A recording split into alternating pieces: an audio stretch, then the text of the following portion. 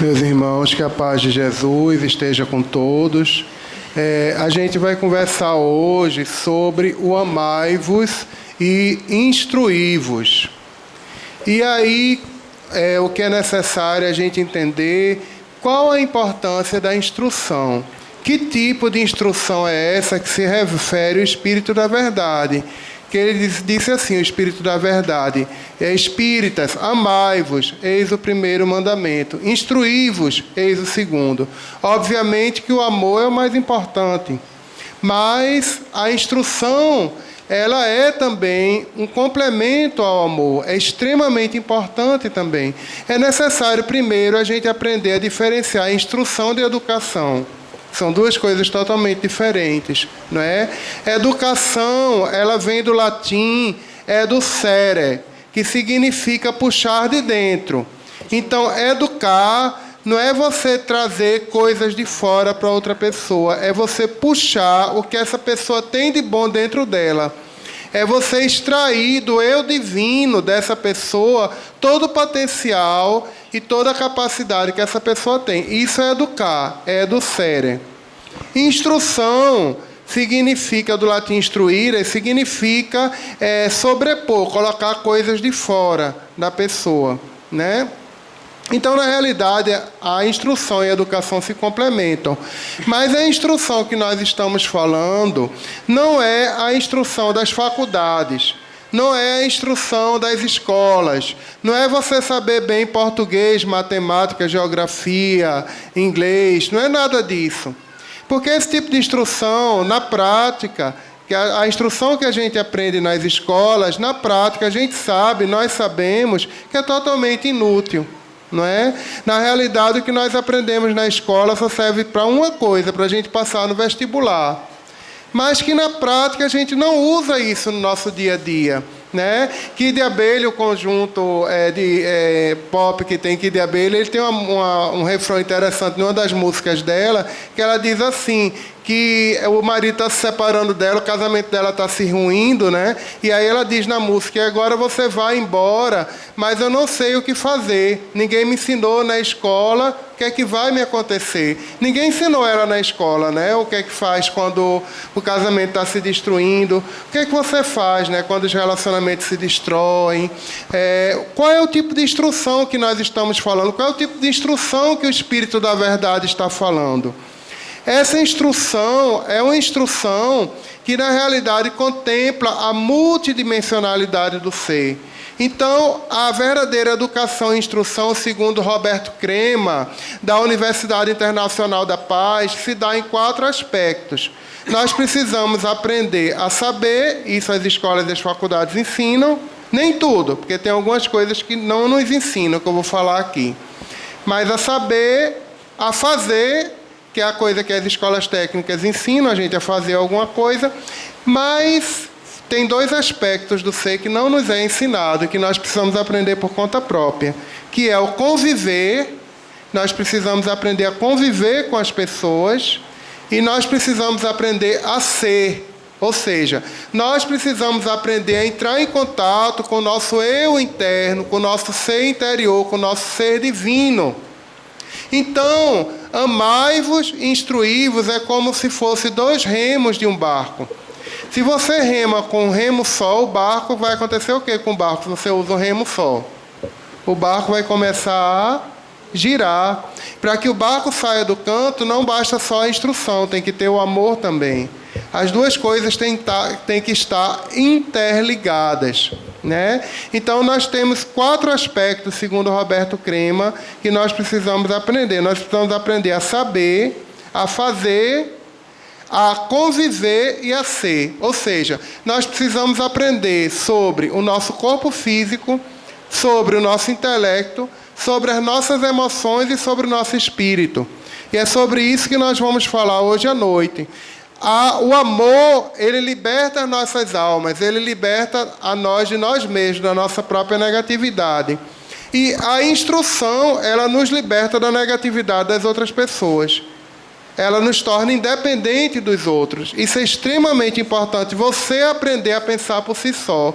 Você aprender a caminhar com as suas próprias pernas. Então, é muito importante para o espírita e para o homem sábio, ele aprender a instruir-se por conta própria, a ser autodidata. Então, eu separei alguns temas. Eu pediria a Gilvânia para distribuir um papel que eu xeroquei. Eu me atrasei um pouco, eu peço desculpa a vocês, que eu estava xerocando esse material para dividir com vocês. É um material de instrução, né, onde vocês vão aprender a procurar na internet os temas principais que nós vamos colocar aqui. Não é? Então, a gente vai divulgar esse material para que vocês mesmos possam buscar na internet e ir atrás desse tipo de conhecimento, que é um conhecimento velado. Por quê? Porque tem muita coisa que é escondida, que as universidades e as escolas não mostram, porque não tem uma viabilidade econômica. Elas viabilizam a transformação do ser, mas não tem uma transformação, elas viabilizam a transformação do ser, mas não tem um impacto econômico a curto prazo. Então, esse tipo de instrução é instrução que vai meio na contramão, na contracorrente. Você, por conta própria, você tem que ir atrás, porque você não vai encontrar isso na televisão. O William Bonner, ele não vai divulgar esse tipo de conhecimento no Jornal Nacional. Você tem que ir atrás. Bom, qual é uma das primeiras coisas veladas que existem? Vamos lá. Os vícios lícitos. Eu não vou falar dos ilícitos, eu não vou falar aqui da maconha, da cocaína. Eu vou falar dos lícitos. Quais são os vícios lícitos? Aquilo que não é proibido. Quais são os tipos de vício que vocês conhecem? Que não é proibido, os lícitos. O álcool, né, não é proibido, você pode beber sua cervejinha, né? O que mais? Cigarro, o que mais?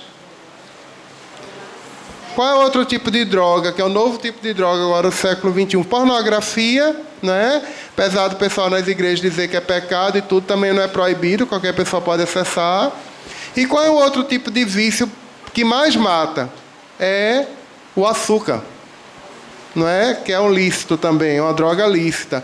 Então, são 4 drogas principais que a gente poderia abordar e que a gente trouxe o material para vocês irem atrás pesquisar. Essas 4 drogas são exatamente o álcool, o cigarro, a pornografia e o açúcar. Das 4, quem é que vicia mais? O que é que vocês acham? O açúcar. Foi feita uma pesquisa com ratos e se verificou que o ratinho, ele botava um pratinho com cocaína para ele cheirar, com heroína, e outro pratinho com açúcar. Então, ele preferiu o açúcar, né? Então, o açúcar, ele vicia mais. Qual dos 4 mata mais? Qual é a doença que mais mata na humanidade, segundo a Nete Guimarães? A diabetes mellitus. É a que mata mais. Apesar de também ser velado isso aí. Porque se você for ver nas estatísticas, a diabetes mellitus aparece em 9º lugar. A doença que mais mata são o quê? As doenças cardiovasculares, principalmente o infarto, e o acidente vascular cerebral. Mas a questão é essa.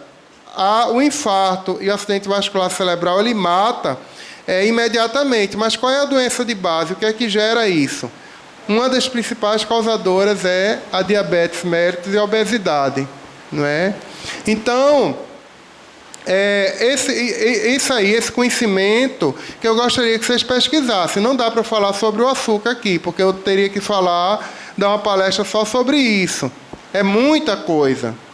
Se vocês quiserem, qualquer doença que vocês pensarem agora na cabeça, o açúcar gera. Pensou em câncer? Né? As pesquisas mais recentes mostram que as células cancerígenas, elas são alimentadas pelo açúcar. Né? As células cancerígenas, elas têm receptores de insulina na superfície, e que elas são alimentadas pelo açúcar. Pressão alta. Quem é que causa mais pressão alta? O sal ou o açúcar? O que é que vocês acham? Eu achava também, eu sou médico, até pouco tempo eu achava que era o sal. Olha que eu sou formado em medicina. Eu descobri que não é o sal, é o açúcar. Né? Por quê? Qual é o problema do açúcar? Né? O problema do açúcar é porque o açúcar, o açúcar da cana que a gente come em grande quantidade, ele é separado, quando a gente absorve, em 2 moléculas de glicose e de frutose.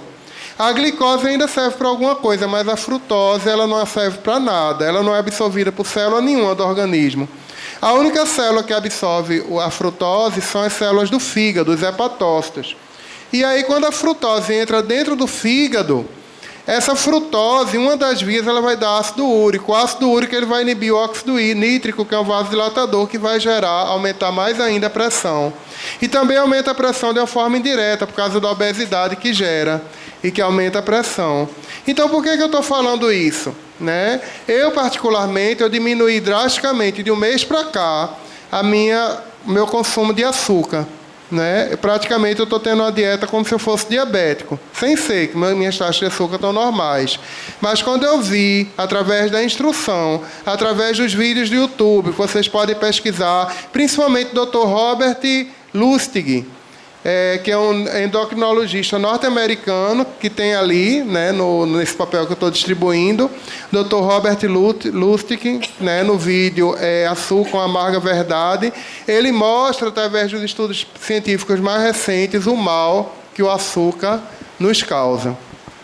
Então, é muito importante vocês irem atrás, vocês pesquisarem. Né? Inclusive, ele até inocenta os gordinhos. Né? Quem é que tem dificuldade com peso aqui, de obesidade? Né? Eu já cheguei a pesar 160 quilos, fiz gastroplastia. Né? E eu me sentia culpado, como todo gordinho se sente culpado. Ele diz que os gordinhos não têm culpa nenhuma. Se você olhar uma pessoa gorda, a primeira coisa que você pensa é que essa pessoa tem dois defeitos. Ela é gulosa e ela é preguiçosa. Né? Ela está gorda por quê? Porque ela é gulosa, ela come muito e é preguiçosa. Provavelmente ela é obsediada também, né? Por causa da gula. Porque existe a obsessão por gula, os obsessores. Mas a grande questão é o seguinte, ele diz que, na realidade, os gordinhos não têm culpa de serem assim.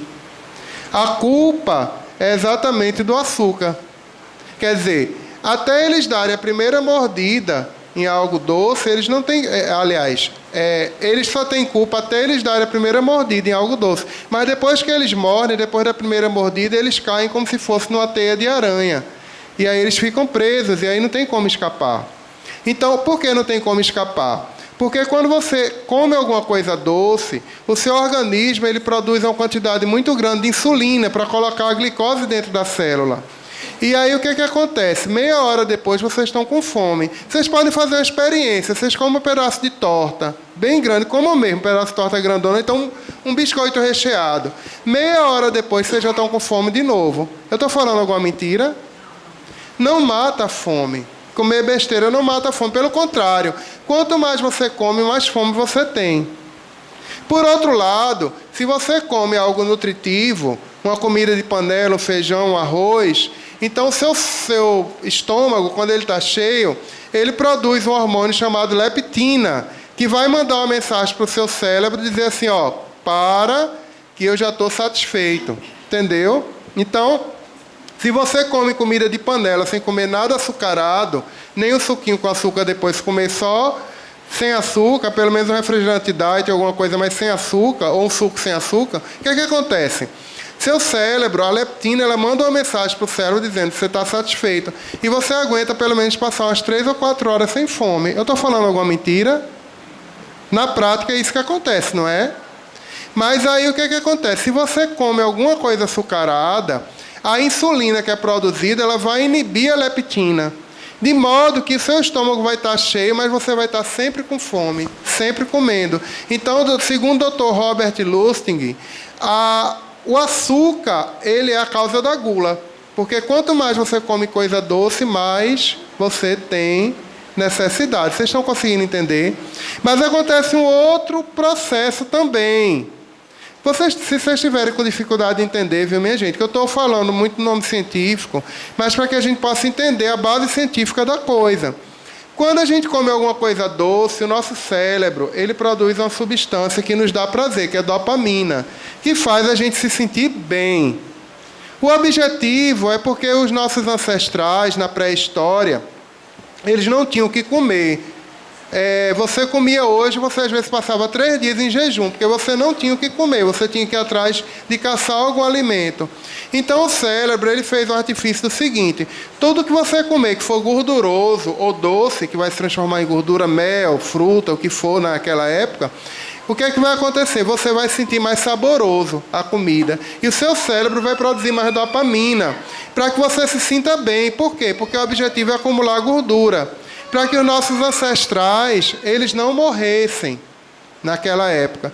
Porque se eles não acumulassem gordura, o que é que aconteceria? Dentro de pouco tempo eles morreriam. Então eles precisavam de um depósito de gordura. O que é que acontece agora? Agora a gente não precisa estar correndo atrás da comida. A comida nos vem facilmente. Então isso terminou sendo um contrassenso. O nosso cérebro ele produz dopamina em excesso quando a gente come alguma coisa doce. A gente se sente bem. Mas o que é que acontece meia hora depois? A insulina ela bota a glicose rapidamente dentro da célula e você fica com baixa de glicose. A dopamina cai e você se sente depressivo. Se sente apático, se sente triste. Tentem se lembrar, quando vocês foram para a festa de aniversário cantar parabéns, comer aquele bolinho e tudo, vocês no início sentem aquela alegria, né? Mas se você olhar direitinho, meia hora depois, você sente uma sensação de tristeza, de apatia, de cansaço, de depressão, não é verdade? Algumas pessoas se sentem até culpadas por terem comido tanto doce, mas não é propriamente uma culpa, é porque houve um sentimento, uma desregulação do seu sistema de dopamina e você passou a se sentir triste. Então o gordinho, ele passa a ser mais preguiçoso porque ele fica a maior parte do tempo depressivo. O único momento que ele fica um pouquinho alegre é quando ele come algo doce, que só dura meia hora, mas depois, a grande parte do tempo, ele fica triste. Eu, de um mês para cá, eu reduzi drasticamente o meu consumo de açúcar e estou impressionado. Pela primeira vez na vida, eu consegui passar uma tarde inteira sem sentir fome. Eu digo, que maravilha! Eu não sabia o que era isso, você não sentir fome, porque eu sentia fome o tempo todo, né? E aí eu digo uma coisa maravilhosa. Então, eu aconselho vocês a pesquisarem, a irem atrás dessa questão do açúcar. Uma outra questão que eu gostaria de colocar, eu estou meio perdido no tempo. Quanto tempo tem ainda? Ainda tem, pode, fica à vontade. Fica à vontade. Meia hora? 25 minutos. 25 minutos. Pronto. Então, 25 minutos que falta, começou? Que falta, então tem que correr um pouquinho. Bom, uma outra questão é a pornografia. É uma outra questão também que é colocada. Veja bem, meus irmãos. Se eu viesse aqui na tribuna espírita dizer que sexo é pecado, que pornografia é pecado, que traz obsessores e tudo, esse meu discurso na prática equivaleria a ter um discurso permissivo, dizer assim, faça tudo o que você quiser que não tenha problema nenhum. Na prática é funcionar assim. Eu diria até mais, que o discurso de que é pecado estimula mais ainda as pessoas a fazerem coisas erradas. Porque seja no campo da nutrição, seja no campo da sexualidade, quanto mais pecaminoso e proibido, melhor, mais prazeroso. Ou eu estou falando alguma inverdade aqui? Não é? Quanto mais proibido e pecaminoso, melhor, mais prazeroso. Qual é a solução? A solução é instrução. Se vocês forem olhar os vídeos de Gary Wilson, Dr. Gary Wilson, que é professor de fisiologia dos Estados Unidos, de fisiologia e de anatomia, ele mostra vários experimentos em ratos, né, de 2006 para cá, que mostram os grandes prejuízos da pornografia, entre eles o mais comum. Isso não é divulgado na mídia, né? Vocês não vão encontrar isso no Jornal Nacional. Mas Dr. Carlo Foresta, que é o urologista da Itália, italiano, ele descobriu que grande parte dos nossos jovens, 14, 15, 18 anos, estão ficando impotentes, estão perdendo a virilidade por causa da pornografia.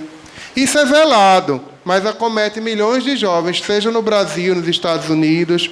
Por quê? Por causa das alterações também da dopamina, né?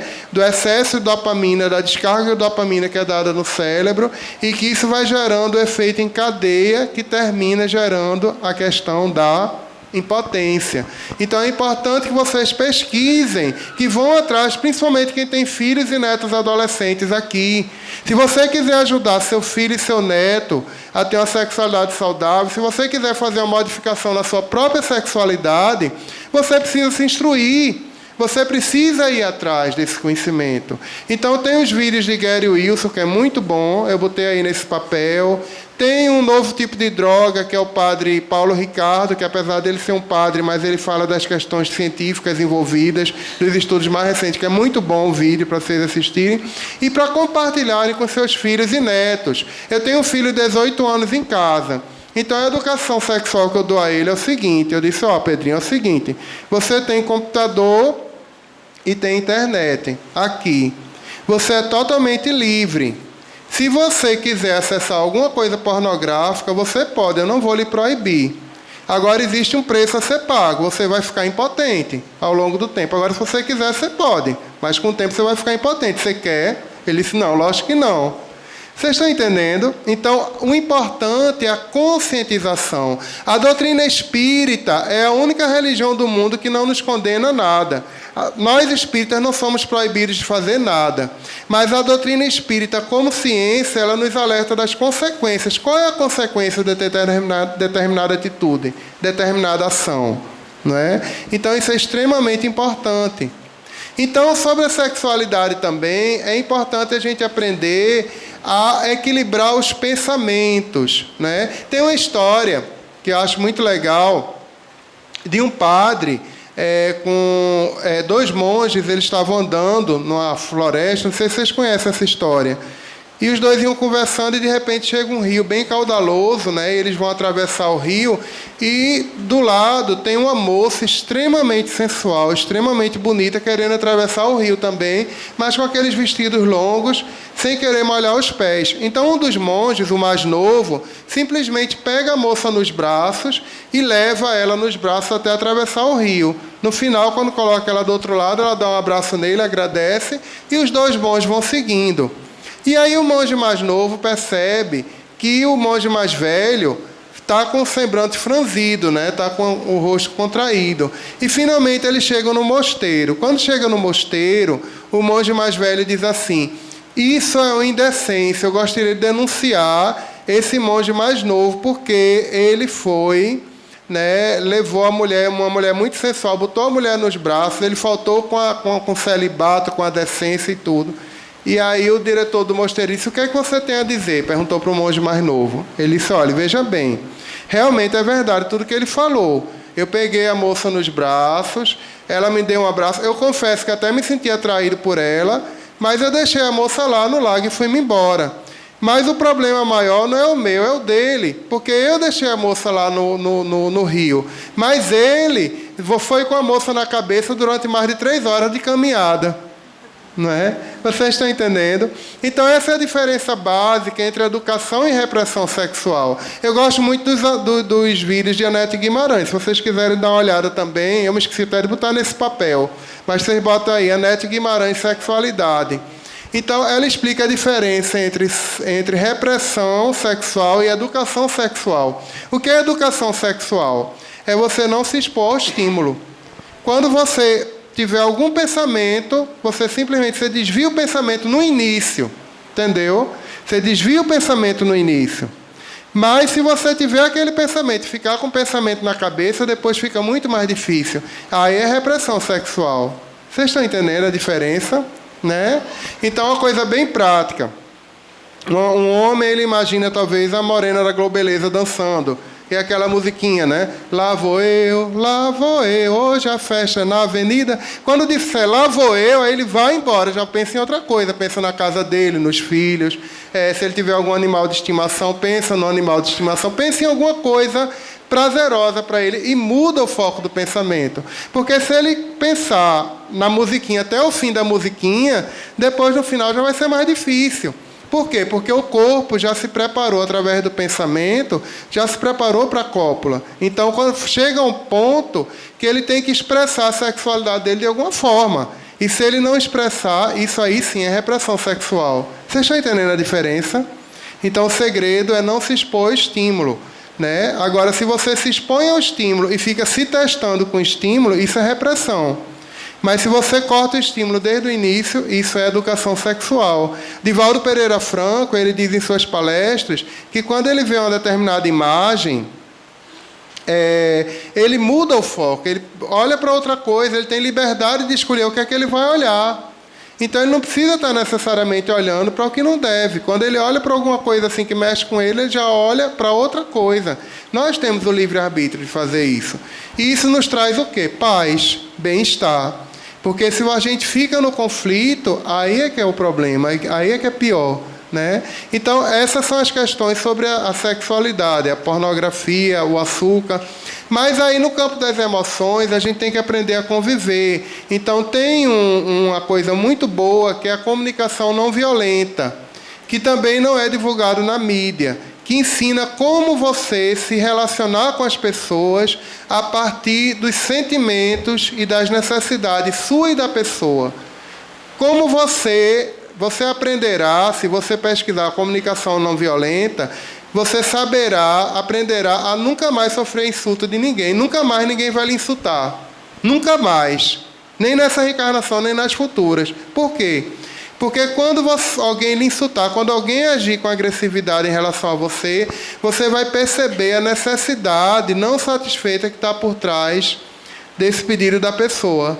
George Marshall, ele fala uma coisa interessante. Aliás, Marshall Rosenberg, que é o criador desse método, ele diz que o ser humano ele só pede por favor. Só isso. É a única palavra que a gente fala, é por favor. Agora, as pessoas não sabem como exprimir as suas necessidades e exprimem de uma forma violenta. Mas se a gente conseguir descobrir a necessidade dessa pessoa, começa a haver uma relação de compaixão, de coração a coração com a pessoa. Eu vou dar um exemplo prático. Né?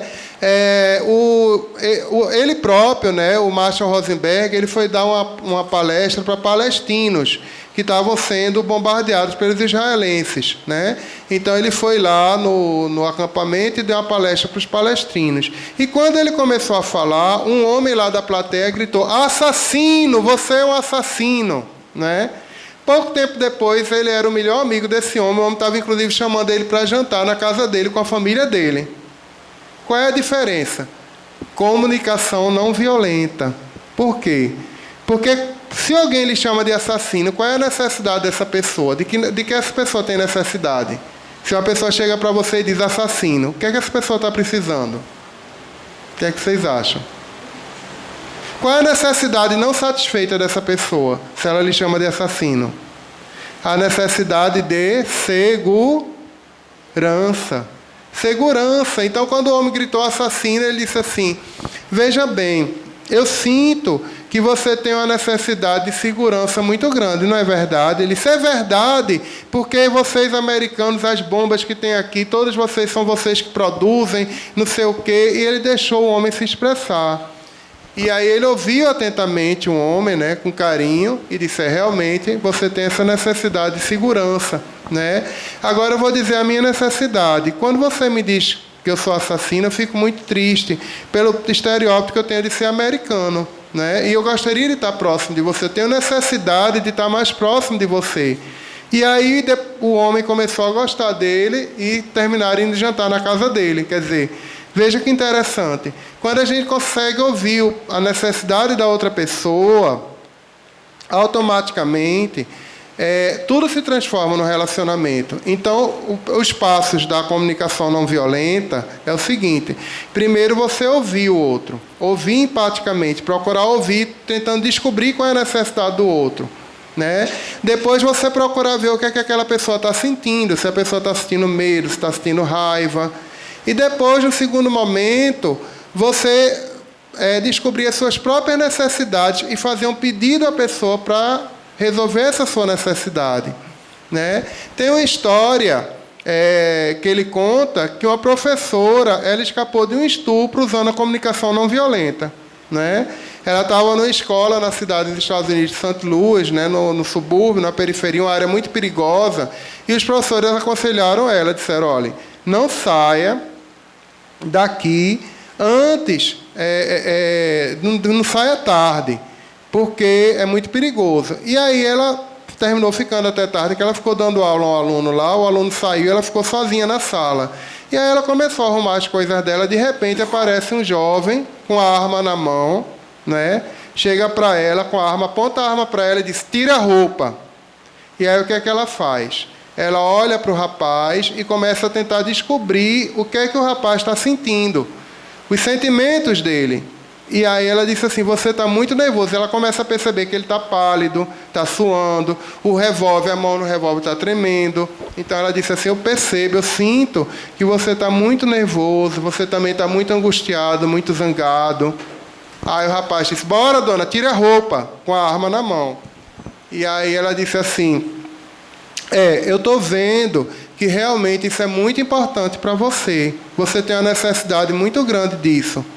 Ele disse, bora, tira a roupa, senão eu vou atirar, eu vou lhe machucar. Aí ela olhou assim para ele com muita compaixão e disse assim, tem alguma forma, veja, eu estou me sentindo com muito medo, eu estou muito angustiada, muito assustada. Tem alguma forma de eu preencher essa sua necessidade sem você precisar me machucar?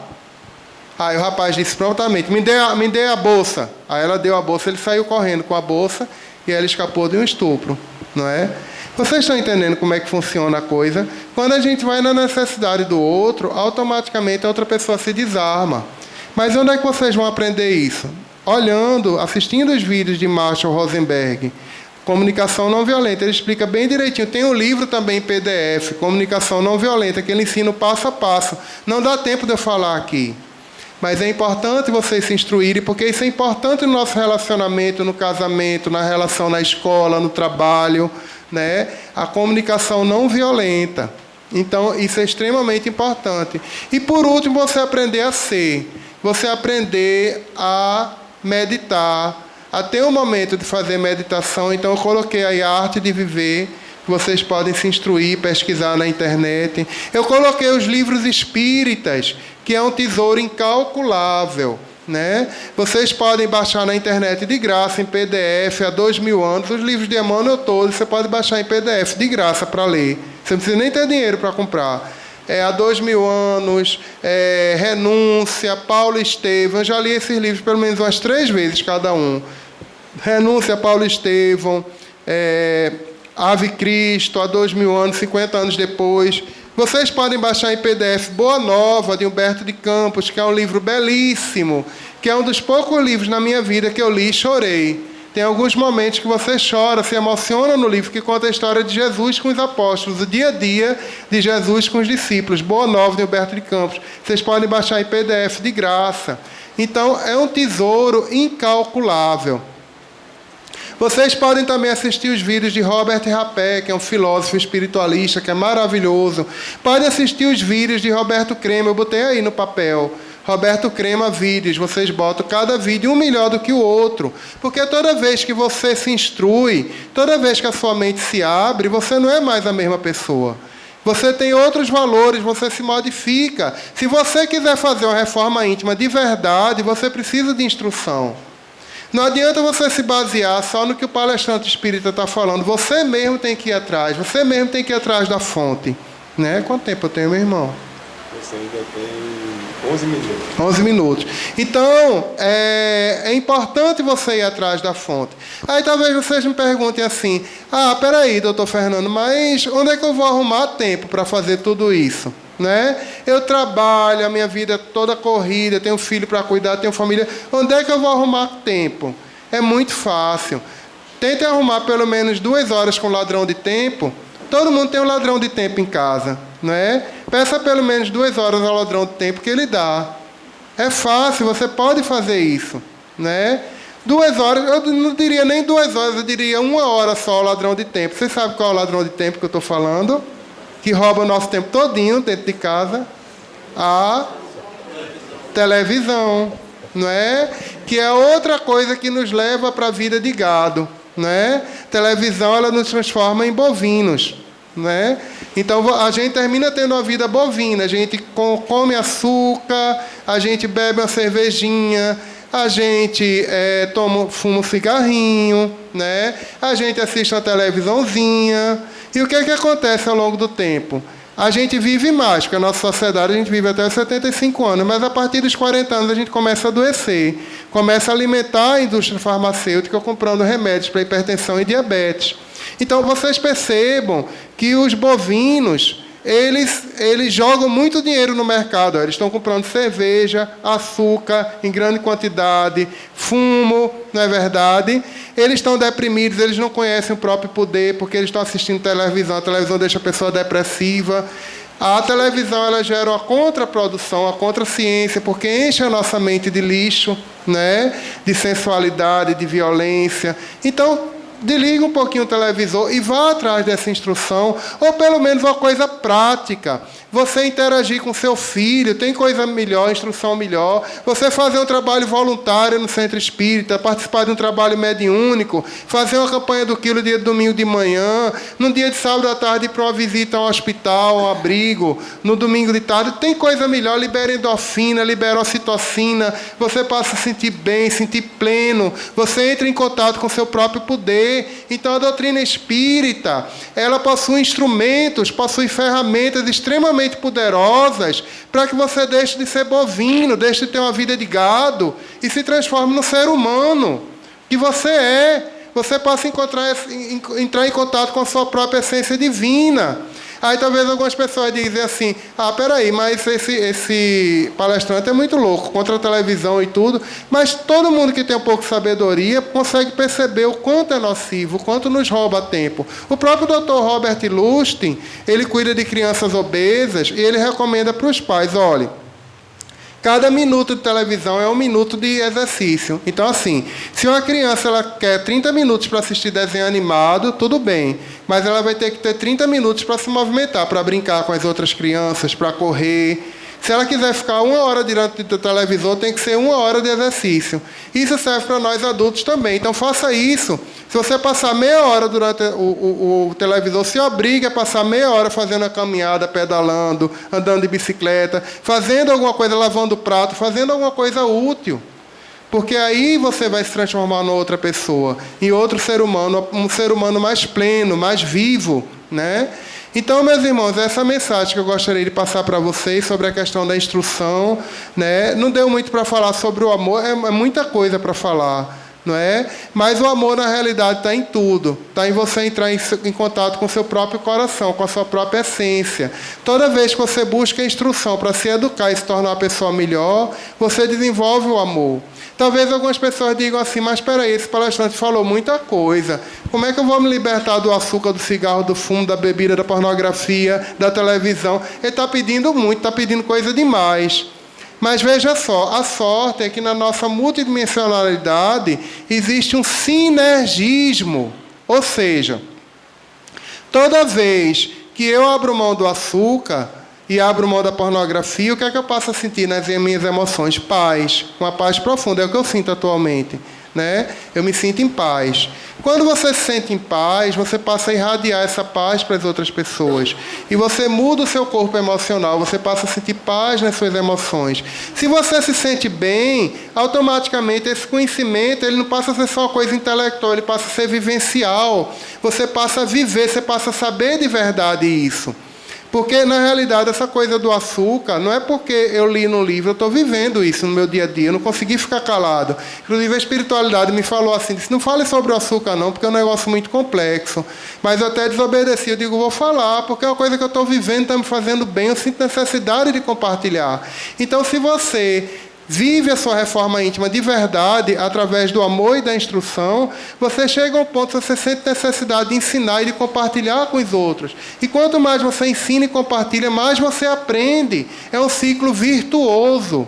Então, meus irmãos, é essa mensagem que eu gostaria de passar para vocês. Alguém tem alguma dúvida, alguma colocação? Todo mundo entendeu direitinho, né? Só não falou do adoçante. Eu não vou falar do adoçante, não, porque, assim, é muito polêmico, porque algumas pessoas dizem que adoçante dá câncer, mas isso é muito tendencioso, porque a quantidade para dar câncer de adoçante são 600 litros que deram para o ratinho de ciclamato de sódio. Ninguém toma 600 litros de adoçante. Não é? Muitas vezes é um movimento da própria indústria açucareira para reprimir o adoçante para as pessoas continuarem a tomar açúcar. Então, esses assuntos polêmicos, vocês vejam, porque na ciência tem isso também, vocês têm que ver com 2 olhos. Quando tem muita polêmica, vocês fiquem meio em cima do muro. Vão atrás de coisas certas. Essa questão da pornografia e do açúcar que eu falei é certo. Isso não é polêmico, não. Já tem vários e vários estudos científicos publicados, né? Então, vão atrás do que é certo. Não fiquem atrás das coisas polêmicas, porque existe muita manipulação. Essa coisa, por exemplo, de que o orgasmo masculino ele alivia a ansiedade, é verdade. Mas é verdade como? No caso de repressão sexual, a pessoa é reprimida sexualmente. Mas se a pessoa ela aprendeu a educar a sua sexualidade, a educar os seus pensamentos, ela automaticamente ela se sente em paz, ela não tem necessidade, né? Certa vez, o nosso tempo já acabou, né? Não? Então vamos lá. Certa vez, 2 monges budistas, 5 minutos, ótimo. Tem dois monges budistas, eles foram dar palestra, e aí eles disseram que estão em celibato há mais de 30 anos. Eles eram jovens, relativamente jovens. E aí uma pessoa levantou o dedo e perguntou assim: como é que vocês aguentam passar 30 anos sem ter um orgasmo? E aí os monges budistas disseram assim: olha, eu vou ser bem sincero, a minha sensação de passar 30 anos sem ter um orgasmo é como se eu tivesse um orgasmo a cada segundo durante 30 anos. Por quê? Porque quando a gente equilibra a nossa sexualidade, o cérebro ele passa a produzir dopamina de uma forma equilibrada. Então a gente passa a sentir gradativamente uma sensação de bem-estar, de paz, de harmonia, de segurança, de autoestima.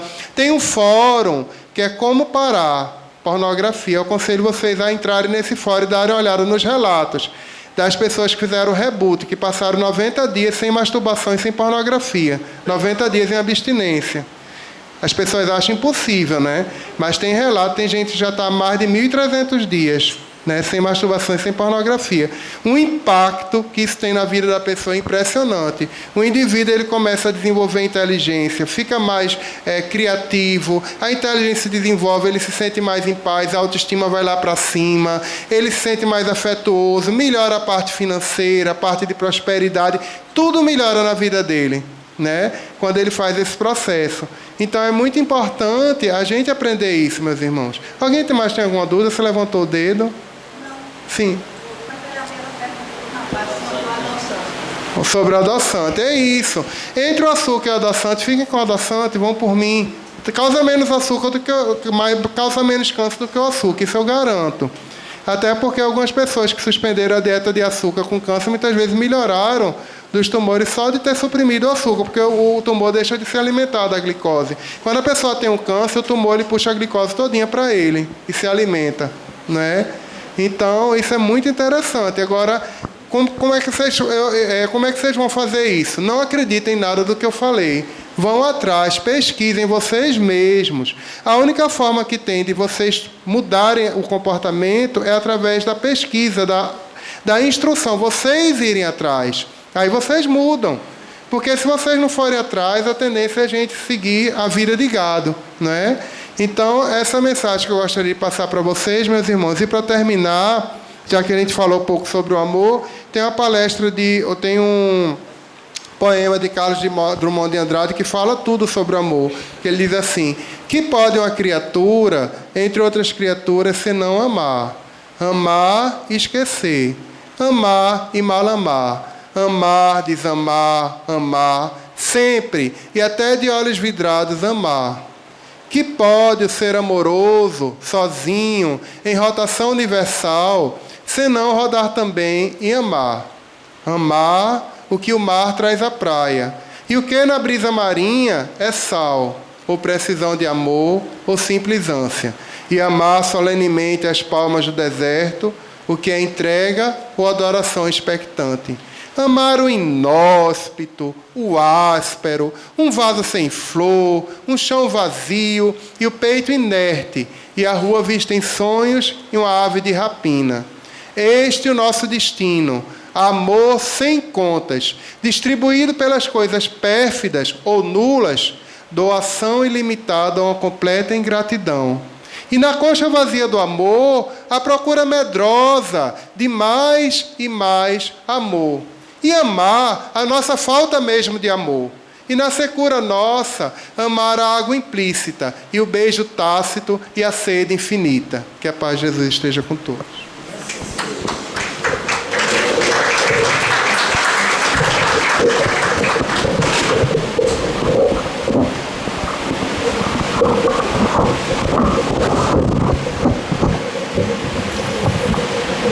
Vamos passar agora a palavra para a nossa irmã Conceição para proferir a prece final. Realmente, doutor Fernando, as palestras de Anete Guimarães eu assisto, já estou assim, vidrada há muito tempo, amo as palestras dela. E esse amor que foi dito agora é o amor incondicional de Deus, né? Da criação.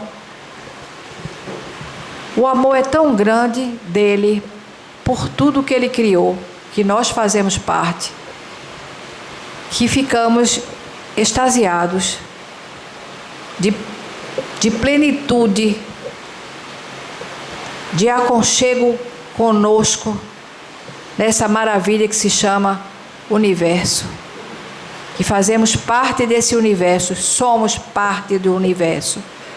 Uma pedra minúscula até o maior dos astros.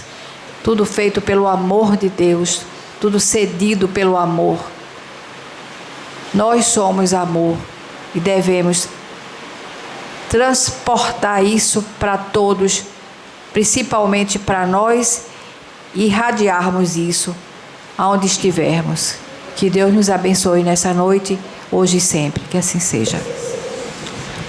E assim, meus irmãos, terminamos a primeira parte dos nossos trabalhos na noite de hoje. E peço para que todos se mantenham em silêncio, para que possamos estar em plena harmonia com a espiritualidade que aqui se encontra, para nos beneficiar. Muito obrigado.